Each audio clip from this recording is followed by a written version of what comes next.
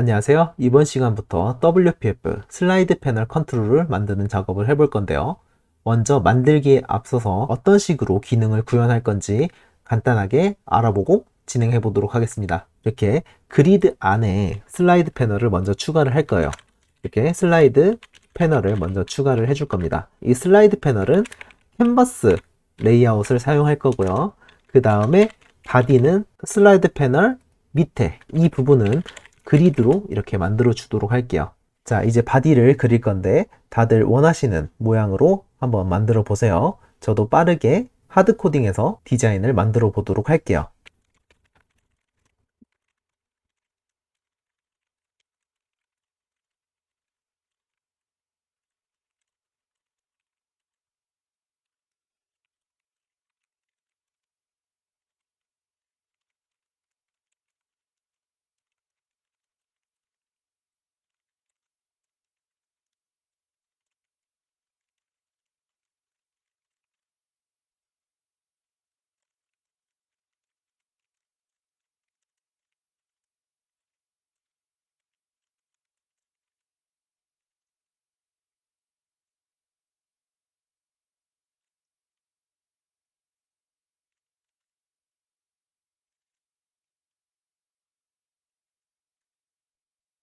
바디 부분은 이렇게 모두 그려줬고요.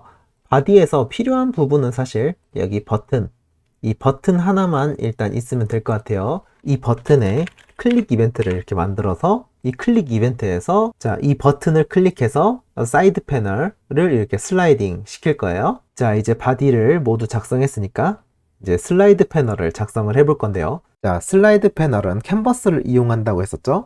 하지만 캔버스를 바로 사용하진 않고 그리드로 감싸줄 거예요.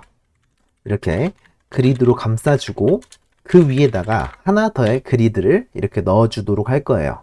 자, 여기에서 간단하게 정리를 해보면은 상단에 있는 그리드는 슬라이드 패널 자체입니다. 그리고 그 밑에 있는 그리드는 오페시티를 나타내는 그리드예요. 자, 무슨 말이냐면은 이 그리드는 상단에 있는 그리드의 영역을 가득 채웁니다. 그리고 마찬가지로 하단에 있는 이 그리드도 이 상단에 있는 그리드의 영역을 가득 채우고 있습니다. 그래서 백그라운드를 라이트 그레이로 설정을 하게 되고 이 슬라이드 패널에 Z 인덱스를 1로 주게 되면은 그리드의 색상 라이트 그레이로 모두 화면을 꽉 채우는 걸 볼 수가 있어요. 자, 여기에다가 오페서티를 투명하게끔 30% 정도로 투명하게끔 하면은 약간 회색빛의 반투명한 색상이 나타나는 걸 볼 수가 있습니다. 따라서 이 그리드는 슬라이드가 되었을 때 반투명화 하게끔 하기 위한 용도의 레이아웃이라고 보시면 될 것 같아요. 자, 이제 캔버스 부분 안에 슬라이더가 들어갈 건데요. 이 캔버스의 자식으로 보더를 하나 만들어 줄 거예요. 이 보더가 슬라이더가 되는 겁니다. 이 캔버스는 그리드 하위에 있을 경우에 화면을 꽉 채우고 있지만 자식으로 있는 컨트롤은 캔버스의 자식 컨트롤에는 레프트, 탑, 그리고 위드, 헤이트를 주어줘야 됩니다. 현재 디폴트 값은 모두 0이기 때문에 0,0에 00 위치에 있는 것이죠. 자, 먼저 여기에서 보더의 위드는 슬라이더의 위드가 되는 것입니다.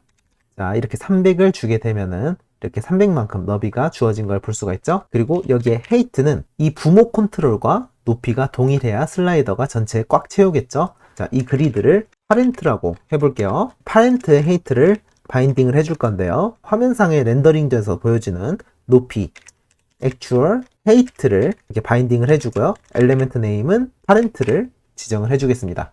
그러면은 파렌트 높이로 이렇게 커진 걸 볼 수가 있죠. 백그라운드는 화이트로 해서 조금 화면상에 보여지게끔 해볼게요. 자, 슬라이더는 지금 이렇게 열렸을 때 이 위치에 오면 되는 겁니다. 하지만 아직 열지 않았기 때문에 열기 전의 위치에 있어야 될 겁니다. 캔버스 하위 컨트롤이기 때문에 캔버스의 속성을 사용할 수 있겠죠. 캔버스의 레프트를 현재 슬라이더의 위드만큼 빼주면은 왼쪽에 위치하게 되는 것이죠. 자, 이제 애니메이션을 사용해서 레프트를 변경을 해서 이렇게 이동을 시키면은 이쪽으로 위치를 하겠죠. 그러면은 오픈된 상태가 되는 거고요. 이렇게 오픈되어 있는 상태에서 다시 레프트를 원래 위치로 변경하게 되면은 슬라이더가 클로즈된 상태라고 볼 수 있겠습니다. 자, 애니메이션을 한번 만들어 볼게요. 자, 여기에 윈도우에 리소스를 추가할 거예요. 리소시스 들어가서 이 안에 애니메이션을 추가하기 위해서는 스토리보드를 사용해야 되죠. 스토리보드의 네임은 오픈 스토리보드라고 하도록 할게요. 이 오픈 스토리보드 안에 애니메이션 클래스를 추가를 해줘야 되는데요. 캔버스의 레프트 속성을 변경하는 애니메이션을 추가하기 위해서는 더블 애니메이션을 추가해 주시면 되겠습니다. 여기에는 스토리보드의 타겟 네임 속성을 지정을 해줘야 되는데요. 타겟 네임은 슬라이더겠죠. 슬라이더를 이렇게 추가를 해주고요. 그리고 스토리보드에 타겟 프로퍼티를 추가해 줘야 됩니다. 가로로 감싸서 캔버스에 레프트를 이렇게 추가해 주시면 되고요. from 위치를 지정을 해줘야 됩니다. 이것은 이제 left가 어디서부터 시작될 것인지 마이너스 300부터 그리고 to 0까지 이동을 하게끔 만들어 주면 되겠습니다. 그리고 이 스토리보드는 이 상단에 버튼을 눌렀을 때 오픈을 시켜줄 건데요. 그 전에 앞서서 그리드의 패널 Z 인덱스가 1로 돼 있어서 앞으로 나와 있기 때문에 이거를 다시 뒤로 보내주도록 할게요.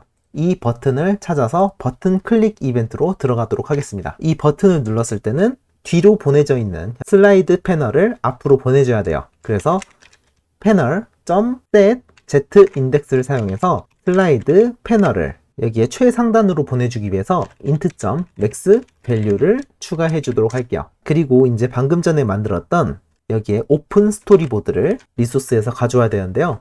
리소스에서 가져오는 방법은 아까 윈도우였죠? 윈도우 안에 리소시스 그 안에 오픈 스토리보드라는 리소스를 가져올 수 있어요. 이렇게 변수에 담아주면 되겠습니다. 그리고 이 애니메이션을 실행하기 위해서는 스토리보드에 begin이라는 메서드를 실행해 주시면 되겠습니다. 자, 이렇게 한번 실행을 해보고 눌러보면은 이렇게 슬라이드가 되는 걸 볼 수가 있죠.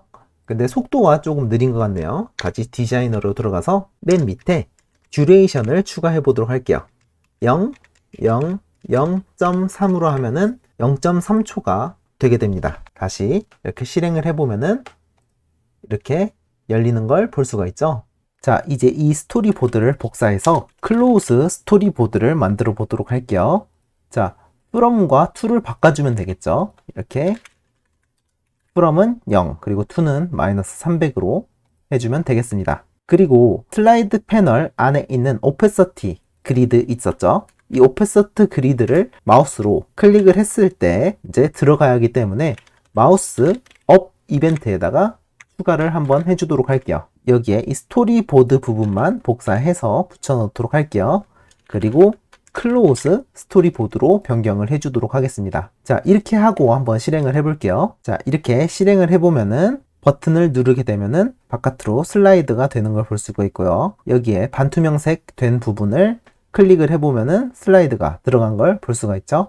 근데 들어가고 나서 자, 이 반투명화가 풀리지 않고 있습니다. 그 이유는 맨 앞으로 보내진 것을 맨 뒤로 아직 보내주지 않았기 때문이에요. 그런데 왜 이 슬라이드 패널을 min value를 사용해서 맨 뒤로 이쪽에서 보내주지 않았냐면은 이 begin이라는 게 호출이 되면은 0.3초 동안 이렇게 애니메이션이 실행하게 되는데 그 0.3초를 다 채우기도 전에 바로 화면상에 보이지 않게 돼버리기 때문이에요. 그렇기 때문에 begin이 되기 전에 completed라는 이벤트를 이렇게 추가를 해줘야 됩니다. 그리고 맨 뒤로 보내주는 것은 이 completed, 그러니까 이 애니메이션이 모두 끝났을 때 뒤로 보내주는 작업을 해주면 되겠습니다. 자, 이번에는 이렇게 버튼을 누르면은 슬라이드가 되고요. 바깥쪽을 누르면은 슬라이드가 끝날 때 회색 빛이 사라지는 것을 볼 수가 있습니다. 자, 우리가 만들 슬라이드 패널의 원리는 이렇게 만들어지는 겁니다. 자, 그리고 이제 슬라이드 패널 안에 컨텐트는 보더 자식으로 이렇게 들어오겠죠. 자, 이 부분까지 한번 작성을 해볼게요. 자, 이미지는 제가 미리 만들어 놨던 이미지로 자, 리소스로 변경을 해주고요. 기존에 만들어 놨던 코드를 그대로 복사해 주도록 할게요. 이렇게 보시면은 이렇게 컨텐트 이제 보더 안에 넣고자 하는 컨텐트를 이렇게 추가를 해주시면은 저희가 만들고자 하는 화면이 완성이 되었습니다. 하지만 매번 이 슬라이드를 구현할 때마다 이 복잡한 코드들을 매번 작성하려면 힘들기 때문에 다음 시간에 이 슬라이드 패널을 사용자 정의 컨트롤로 만들어서 사용하는 방법을 알아보도록 하겠습니다. 다들 고생하셨고요. 다음 시간에 뵙겠습니다. 수고하셨어요.